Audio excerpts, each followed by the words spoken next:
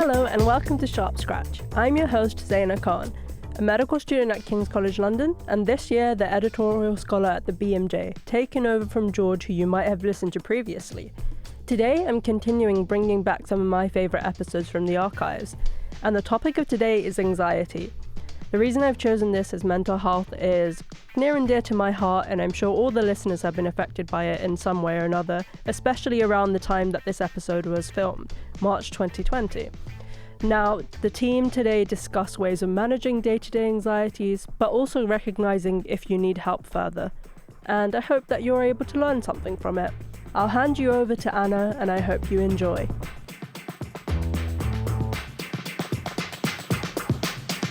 Today on Sharpscratch, you'll learn when useful anxiety turns bad, how the Sharpscratch team have experienced it, and how apps can actually help you cope with it.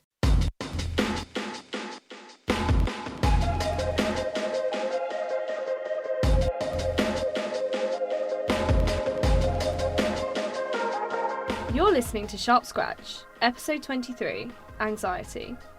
This is a podcast brought to you by the BMJ and sponsored by Medical Protection, where we bring together medical students, junior doctors and expert guests to discuss all the things you need to know to be a good doctor, but that med school might not teach you. I'm Anna, and I'm a final year medical student at King's, and I'm editorial scholar here at the BMJ. And I'm in the studio today with our friends Chidera and Raihan. Would you like to introduce yourselves? Hi guys, my name is Raihan. I'm an intercalating student at Imperial College, and in my in my spare time, I make YouTube videos. Awesome. And Chidera, we haven't had you in the studio for so long. It's so good to see you. So medicine's kind of taken over my life. Hi, I'm Chidera. I'm a second year foundation year doctor working in London. And I don't have any free time at the moment. That's basically what I do. Yeah, so we're very grateful that you've managed to make it here today to record with us. And we've also got this week's expert guest in the studio with us. Would you like to introduce yourself? Yeah, so I'm Stania. I'm a registrar in Forensic Psychiatry in South London, and I'm actually on a national programme year, and I'm clinical fellow at NHS England and the Academy of Medical Royal Colleges, getting an experience of the NHS away from the front line.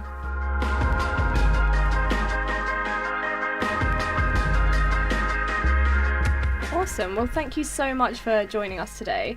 And could you just tell us a little bit about your sort of time as a psychiatrist and what you do? Okay, so I have been in psychiatry for about 6 years now, and I specialise in forensic psychiatry. So that's where essentially mental health meets the criminal justice system. So I work with people who have severe mental illnesses like depression or psychosis, but have come into contact with the courts or police at some point. Sometimes I work in hospitals, secure hospitals, and other times I work in prisons, police stations, and I also go to court and try and explain mental illness to judges and lawyers. Cool. Well, we're not going to be talking so much about the forensic side of your job today, but what we're hoping that you're going to help us to do is unravel a topic that I think is quite relevant to a lot of medical students and junior doctors, which is anxiety.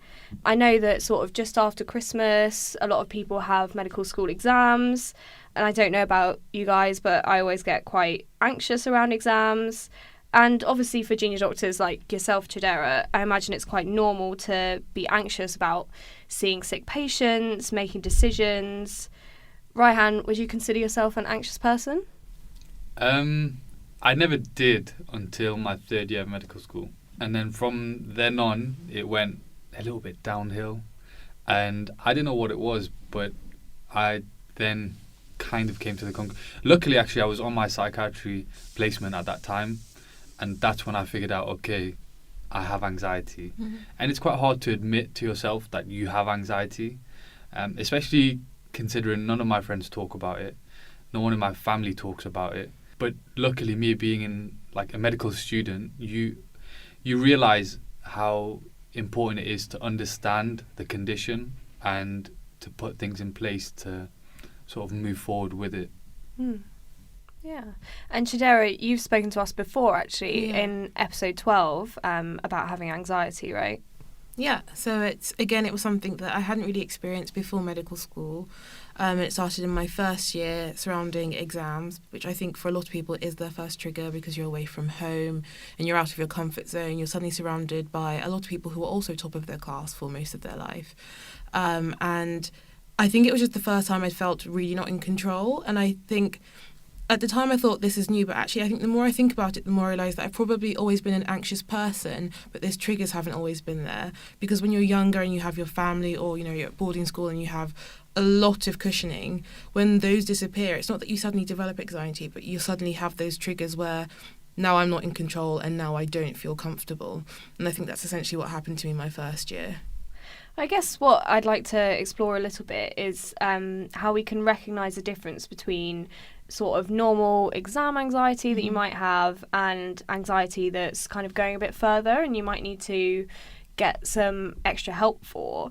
So, Stania, do you think that anxiety is useful in some situations? Absolutely. I think it's interesting that both you, Ryan, and Tadera have talked about being anxious. And actually, I also suffered from anxiety. And I realised I did when I was at med school, similar to you, around exams. I think that's quite normal. And you might have seen the models of stress performance. So the idea that you need a certain amount of stress for you to perform well, and it's normally a bell-shaped curve. So you need to know that your exams are coming and your deadlines are coming to actually basically get on and do the work. Otherwise, you'll just chill out and do nothing. But if you continue to pile on the stress, then you don't get any more performance, and actually your performance can degrade over time. So you sort of have to get that sweet spot of where you've got enough stress that it motivates you, but not so much that it paralyzes you. And that spot is different for different people. And some of us have a kind of a bigger bucket. We can take a bit more stress. And it might be that because we're actually just genetically more resilient, or we already do things to help us feel better, like exercise or do yoga or meditate or have a faith or whatever it is. And then others of us have a little bit less sort of capacity. Maybe genetically we're a bit more vulnerable, and maybe we haven't kind of yet learnt those techniques that help us cope. Yeah, I definitely think that's true. And since you guys have all been so open talking about your experiences, I also have experiences with anxiety. So it seems like it's a very kind of universal experience for people in medicine. We know that people who go into fields like medicine are more likely to suffer from anxiety and depression. And when I was in my first year of medical school, that was when I had quite serious problems with anxiety. It was a very specific anxiety around transport, and it got to the point where I couldn't get on a bus, and I also couldn't get on the tube for more than one stop. So getting around anywhere got very, very difficult for me, because I either had to walk or I could get on the bus for one stop and then get off and sort of pull myself together and then get back on the bus. And it sounds so silly to me, like looking back now, but at the time I just couldn't handle it. So that's obviously like an example of where obviously that level of anxiety was affecting my life so much that I needed to do something about it.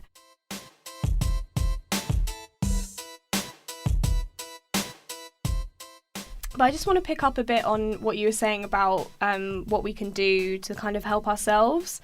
So you mentioned a few things like exercise, maybe having a faith, meditating. So I just wondered what sort of you guys' strategies were to, at that very beginning when you sort of feel yourself getting a bit anxious, but maybe it's not affecting your life so much that you feel you need to get extra help. What kind of things do you do? So one thing I've noticed that I'm a bit of a ruminator. So if I have something that's quite stressful, I will just think about it continuously, and I won't think about it in a way that's helpful at all. So now I set things into chunks. So any big task I have, I will literally make a list of maybe 1 to 10, maybe 1 to 15 different ways of doing it. And then for each one, I am allowed a certain amount of time to think about it or to worry about it, but that's that. I think I've had to learn to be quite strict with myself, because a lot of my stress comes from runaway thoughts that just kind of cycle, which aren't helpful. So sometimes I have to just go for a run. I love going to the cinema by myself, like things where I'm like, I've taken myself out of my head, I've made my list of things to do, and now that I've done that, we don't get to worry about this anymore. I think it took a lot of self-discipline to kind of work that out for myself, actually. What about you, Raihan? I still struggle with it. So I think what's interesting as well to hear is that everyone talks about a different type of anxiety. So some people have exam anxiety, some people have travel anxiety. My anxiety was public speaking, and the story behind it is quite funny, but and we can talk about that later. But in terms of dealing with it, I've had to ask like a lot of friends for advice, like how do you deal with it? And because a lot of people suffer from public speaking, like anxiety, and I didn't realize I was always confident at public speaking and I always enjoyed it. So I've tried different things. Someone told me to massage my neck. Apparently rubbing your carotid artery can reduce your heart rate, and if you do it too much, you pass out. Yeah. Luckily, that sounds a little bit dangerous. Luckily, I've not passed out yet. So I think you're trying to stimulate your vagus nerve and then Yeah. reduce your heart rate. But I mean, that's quite... So that was one thing. Someone else told me if you stick your thumb in your mouth and blow up your cheeks with air and just hold your breath, that works. Again, I've tried it and it was okay, but I think it's just a psychological thing of like, okay, if it's worked for someone else, then it should work for me. But really and truly, I still get extremely nervous before public speaking. What about imagining everyone naked? Have you been told to do Yeah. that? Never have I ever been told. Really? That's I quite a got common told that, one. Yeah. What? Imagine everyone in the audience naked. Yeah, And that's that's supposed to make you feel more relaxed because Because they're you're the only one obvious- that's clothed. You've got one up on them. Maybe try that next time. Yeah, Raihan's looking very sceptical now. For all our listeners, you can't see the look on Raihan's face. Yeah, I don't know what to say to that. Okay, well, I think what I'm interested to hear about as well is kind of how we can recognise like that boundary between the normal anxiety that we've just kind of spoken a bit about. You know, we need a bit of anxiety to know that, you know, we've got an exam coming up, we need to sort of spur ourselves on to actually revising or doing something about it, and anxiety that is impacting our lives to the extent that maybe we do need to go and seek external help. So Stania, from your point of view, like as a psychiatrist, is there any advice that you'd give to people? Yeah, I think so. There are a few things. So first of all, often people don't know. They it's hard to know when something has become pathological, when it's become a problem. So that's often difficult. But things that I would look out for if someone was speaking to me about anxiety would be things where it's gone on for a long time and it's not getting better or it's getting worse. What you said, Anna, about not being able to get on a bus for more than one stop, actually it's quite disabling. It means that your ability, like you said, to get around, to get on with your day-to-day life is really impaired. So if somebody's speaking to me and it sounds like their anxiety, their worry, whatever it is impacting their ability to get to work, get to college, university, to look after their family, look after themselves, then get out of the house, for example, go do food shopping, whatever it is, then that's something to be concerned about. When it's out of proportion with the situation, when you, some people have what's called generalised anxiety, so they worry about everything and nothing, and that's overwhelming. So when the worry is something that you normally would be able to cope with or should be able to cope with, and you just can't, that causes concern. And also I think when you start to get certain symptoms, like if somebody has panic attacks, so that's when you have a physical manifestation of anxiety. So maybe you get short of breath, your heart rate goes up, you get palpitations, people can get pins and needles, and that can happen anywhere. And then you get another level of anxiety where you're worried that it could happen anywhere. So that's something that I always look out for. And when it stops you doing things you enjoy, if it stops you going out with your friends, it stops you going to college, it stops you meeting people, then that's something that's also causes concern. And Chidera, having had experience of sort of having some anxiety yourself, is there anything that you sort of look out for in yourself to say, okay, my anxiety is like getting a bit worse at the moment? So at the beginning, actually, the first thing that made me realise that things weren't normal were the physical symptoms that have been described. So I had actual panic attacks, and it does feel like you're literally going to die. So you can't breathe and your heart's racing, and I would get kind of like a heat rush to my head and then feel suddenly very dizzy. And that was originally kind of how I knew things weren't going well. Now I have a better understanding of triggers that are like, okay, I'm not at panic attack station, but if I keep going at the rate that I'm going, we may get there. So sleep is a really, really big thing for me. When I stop sleeping, and my sleep is very tied to my stress levels, that's really obvious. And eating again is another thing. So when I'm very, very anxious, I eat a lot less. And yeah, I think those are the two things that I tend to keep an eye out for. If I'm really not eating or putting time aside for meals, or feeling like I don't have time for meals, and if I'm waking up in the middle of the night and waking up really early in the morning, struggling to get to sleep, often because my heart's racing again, those are things where I'm like, okay, I'm not just a little bit worried or a little bit stressed. This isn't good anymore. Yeah, because I think it can be like quite difficult, like you were saying, especially if things sort of come on gradually as well and they get worse gradually. It's quite difficult to say, okay, actually, yeah, this is quite a lot worse than it was maybe a month ago. Raihan, did you feel that with your public speaking? Like, was it something that wasn't really a problem before? And it wasn't a problem before, but there was one scenario, and after that one scenario, the next time I tried to present, I just froze and I lost my voice completely. I didn't even know what was going on. I was just stood there. I knew what I wanted to say, but it just wasn't coming out. I was thinking, what's wrong? So I was like, okay, I'm just going to go get some water. I got some water, came back, and I still couldn't speak. I was like, in my head, I was ready, but I couldn't. And I was like, this is so odd. I'm really sorry. I don't know what's going on. And then I just passed it on to someone else and they carried on. But it was just all of a sudden after one event. So you had like a definite trigger Yeah, definite event. trigger. I think that's also interesting. Sometimes anxiety can be gradual and sort of slowly come on, but also people can have experiences where something happens, like for example a speaking event, and then a negative experience or an unusual experience, and then it goes from there. And also, obviously, you can get anxiety from a traumatic event. So maybe if someone's been involved in a mugging or an assault of some kind, you can then develop symptoms of anxiety, post-traumatic stress disorder, for example. So for some people, something's happened, and then after that, everything's changed, and then for others, it's a slow sort of burning thing. Okay, we're going to discuss what resources might be out there to help manage some anxiety right after this. How much do you care about indemnity right now? Probably not a lot. You're still a few years away from really worrying about claims and complaints from patients. But being part of medical protection is about a lot more than just indemnity. We can be there if something goes wrong, but we're also here to help make sure things go right too. We're the only medical defence organisation that protects doctors all over the world. From London to Brisbane, Cork to Cape Town, 300,000 members benefit from our expert advice and support throughout their career. During your years at medical school, your membership is completely free. You'll get training resources that can help you become an even better doctor, plus a dedicated student team there for you when you need it most.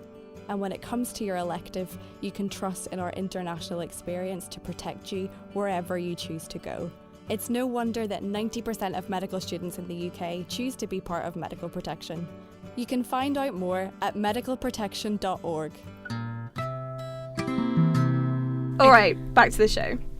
So I kind of think that, I guess, the next logical step after maybe you've recognised that you might need a bit of help with managing some of the anxiety is finding some resources to help you. So, Raihan, you've mentioned talking to your friends. Was there anything else that you did? Is there anywhere else you know that you might go to get help?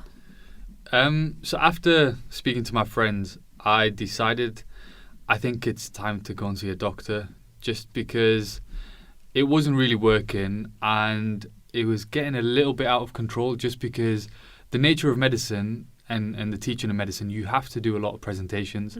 Now, if I'm stuck and lost for words, not only is it embarrassing, but it's also it stops me from learning, because making the presentation, all I'm thinking about is, can I even present this? Is there any point of me doing this? So I went to see the doctor, and the doctor said, look, it's fine. This sort of stuff happens. When I was at med school, I also went through this. I was wanting help, and I knew what I wanted. I wanted CBT. So then he referred me. But from my research, I wanted CBT. I thought that was the best option. But then the person I was referred to said that I didn't really need it, And since then, I've been struggling with it, and I still haven't got around to figuring out how I can tackle this. And it is a bit of a difficult one, but I just put it on a back burner and just think, right, let me just practice more public speaking, and surely one day I will get over it. But I don't know if that's correct. You can tell me if I'm wrong. That's quite difficult, isn't it? That you sort of want help and have asked for it, but you're sort of stuck. So what I was thinking, Ryan, so just in terms of treatment, I think the research that you did, CBT is one of the evidence-based treatments that we use for social anxiety, which is your public speaking anxiety. That's what that is. And normally it's one-to-one, and it's time with a counsellor, therapist. They're normally not doctors.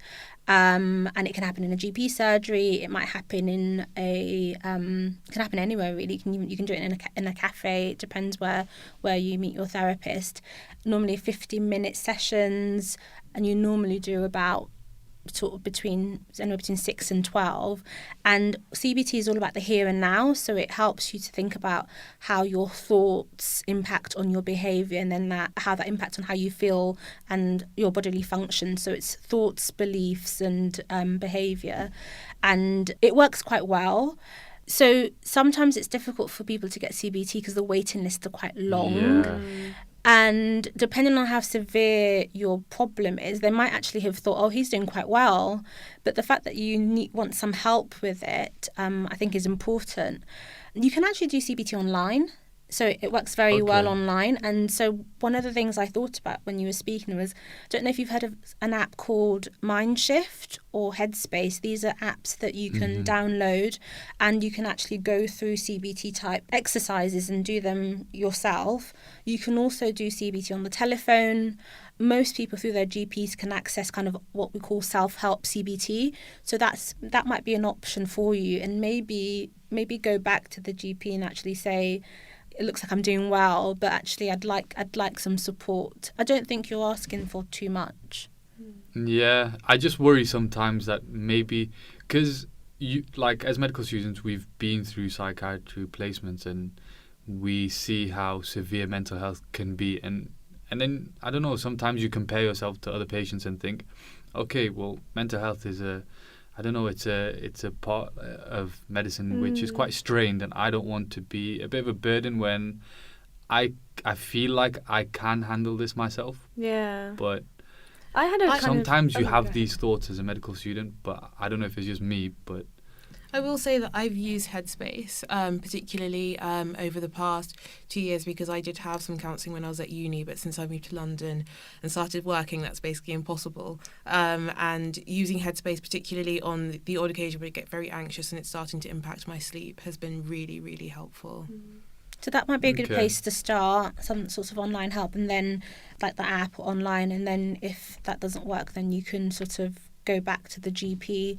There's also another website. There's a website called Anxiety BC, which has lots of resources on it, and people find that quite helpful.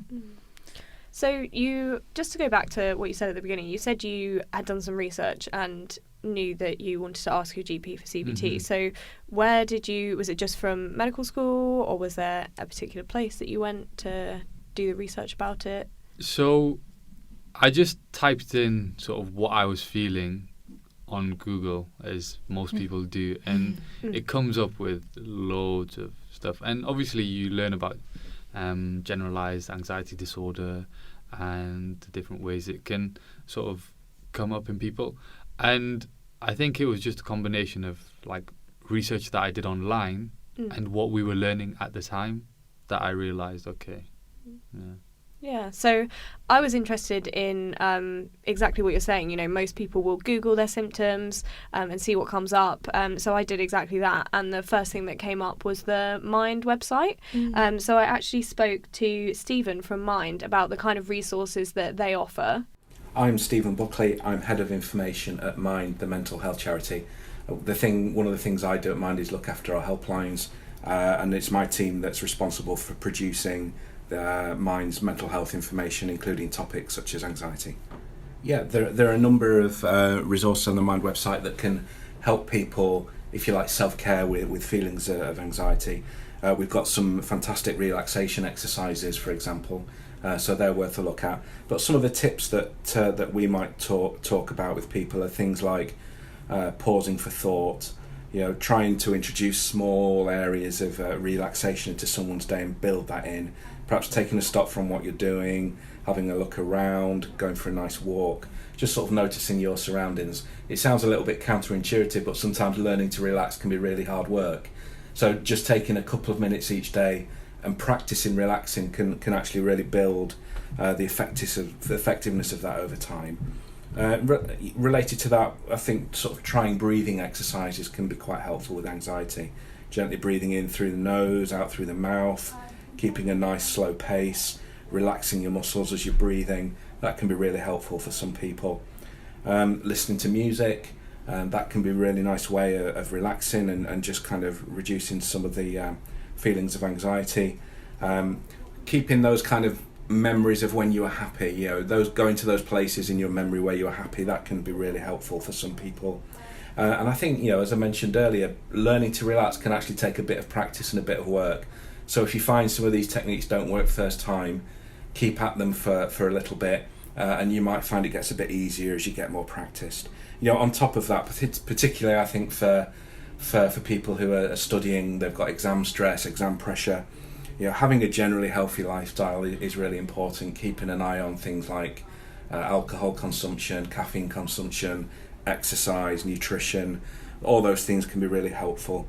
And also trying to plan when you're sort of thinking through exams or assessments, helping you feel in control of your timetable can help people manage those feelings of anxiety. I think as well what's worth mentioning is, some of the self-care might not work for everyone, and it's really important that if the feelings of anxiety and the symptoms of anxiety that someone might be experiencing are severe, or they're not going away after a week or two, or they're really impacting the kind of life that someone has, it's really essential that someone goes and talks to someone about that, perhaps a GP, perhaps a close friend, perhaps someone at college, but that they actually look for some help if some of the self-care tips aren't working. Okay, so I think Stephen summed up a lot of the things that we've already talked about a bit, but I wondered if anyone had anything that they wanted to add to that. I think it's just worth saying that sometimes anxiety can get really overwhelming, and we know that when it gets severe it can be linked with low mood, difficulty sleeping, like Chidera said, but also can build into a depression, and for some people that also then becomes depression with thoughts about not wanting to be alive or actual suicidal ideation. So it's important that people recognise that do all the things you can to help yourself, but if it's not getting better, then definitely go and speak to your GP and get some help, because it can become a really big problem.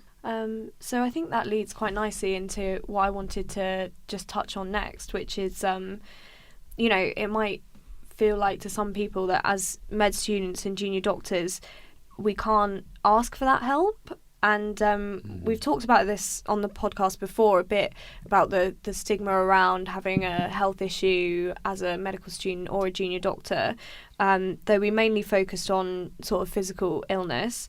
And I think there has been a lot of kind of discourse recently about mental illness, resilience, things like that in doctors and med students, which has been a positive step. But I think we probably all agree that we're not completely there yet in terms of breaking down the stigma around things like this.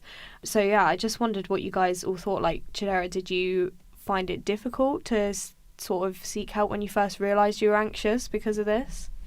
I mean, to be honest, yes, because I think a big thing with anxiety is people do, I think, understand it a little bit more and take it more seriously now. But for, I think, the most part, in my head, anxiety just existed on this spectrum of stress. And it was just like a kind of higher stress, but it was just stress, and everybody gets stressed. So why would you go and see a doctor because you're stressed when you're a med student at a university where everybody else is stressed? And I think that thought made me feel like this is embarrassing, because this is a case of not me having something wrong with me in terms of, I guess, mentally or medically, but just that I can't cope as well as everybody else. And that, I think, prevented me going to see a doctor until I was literally having panic attacks where it was like, okay, well, embarrassment aside, I just don't feel very well anymore. But I think for a lot of people, particularly if you're doing a competitive subject or a competitive career, feeling like you aren't coping when everybody else is can really prevent you seeking help. Yeah, I completely agree with that. What do you think, Raihan? You're looking very thoughtful. I don't know. I'm not so sure what to say about that question, but I think I had my own sort of stigma about mental health. Like, for example, I didn't want to, and it sounds so silly, but it just made me feel like, am I weak? Have I done something wrong? Am I not doing enough exercise? Am I not praying properly? Like, you question all of these things that you've put in place for years so that you don't come into problem with mental health. But that was, I think, the misconception. That was, like, we think that the lifestyle that we live will protect us from mental health, but you cannot predict, like, the circumstances that will come in the future, and you might have one event that will change everything and change your course. And I think that was my sort of story, and it made me feel a bit weak. But then going to the doctor and speaking to him was a lot more reassuring. I don't know why, but it just felt a lot better. I know for afterwards. me, one thing I've noticed with stigma, whether it's mental health or otherwise, is that I think a lot of it comes from a sort of us and them. And I think particularly having done my psychiatry placement early this year, one thing that I think will get rid of the stigma for most people is when you suddenly realise that actually you aren't a certain kind of person who doesn't get mental health, and there isn't a specific sort of person who does have a mental illness. Actually, we all have mental health. Some of us have slightly different aspects of it that are doing better or worse than others, but no one's unique in that they are protected. Yeah. And I think it took me learning that to, I wouldn't say completely ignore the stigma, but to be kind of, I'm going to put that aside and let it get in the way of me seeking help or being open about how I feel.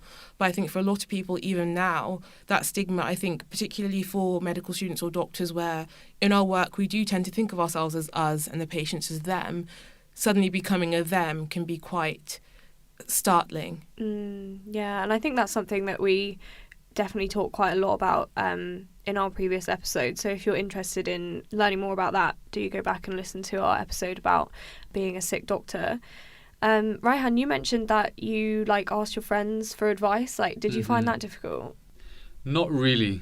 That was okay, because so by that time I didn't realise, and even to this day I'm not sure if I have been diagnosed with anxiety. I just know I have a fear of public speaking, and that's not something to be embarrassed of.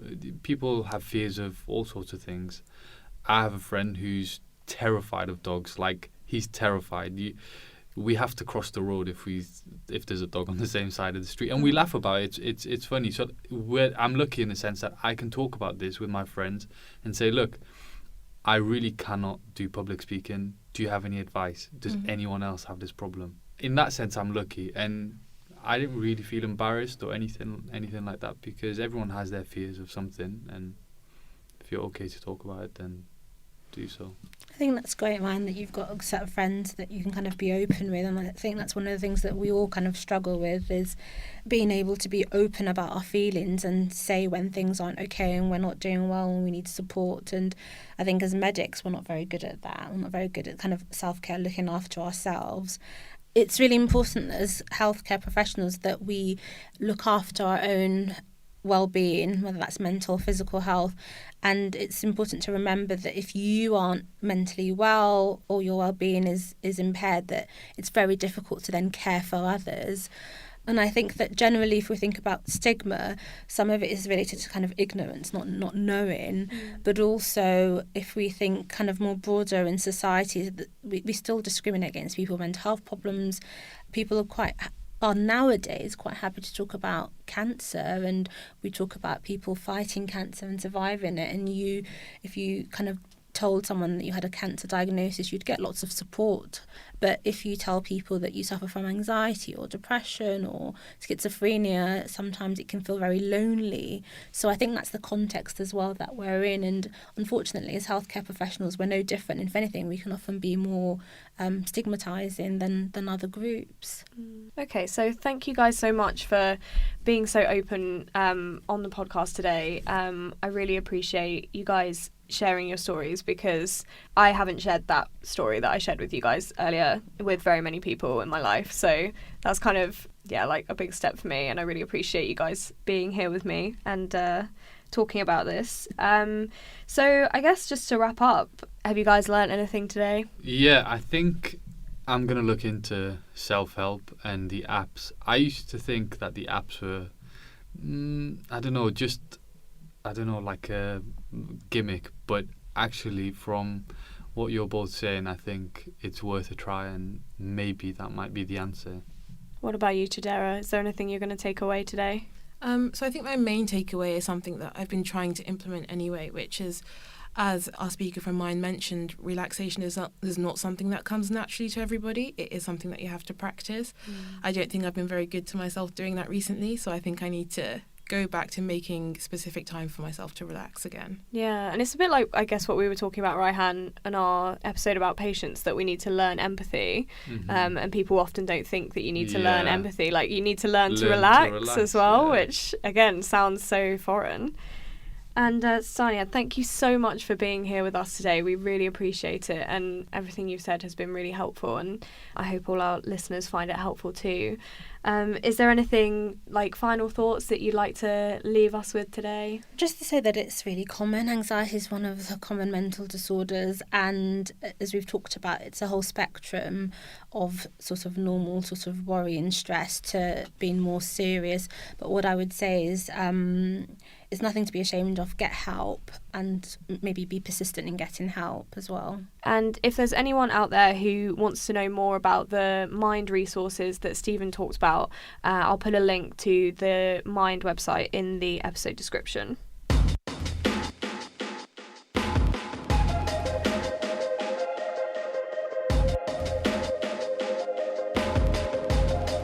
So that's all from us on Sharpscratch today. We'll be back in 2 weeks, and if you subscribe or follow us wherever you get your podcasts, you'll get our next episode straight to your phone. If you just can't wait that long to get more of that sweet BMJ student content, you can find us on Facebook, Twitter and Instagram by searching BMJ Student. And once you finish listening to this episode, why not leave us a rating and write a review? It helps other students find the pod, and we love hearing about what you love about Sharpscratch. Until next time, it's goodbye from all of us in the studio.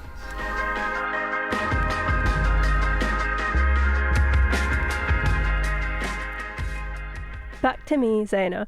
That brings us to the end of this episode, and I hope that it was reassuring or educational for you. It's important to remember that even though we're training to take care of others, we're able to honestly and reflectively take care of ourselves too. If this episode was helpful for you, subscribe to Sharpscratch wherever you get your podcasts, and you'll be reminded of when we next upload in 2 weeks, where I'll be bringing you my final episode from the archives, Reasons to Stay Hopeful in Medicine. Until then, stay sharp, and I'll catch you next time.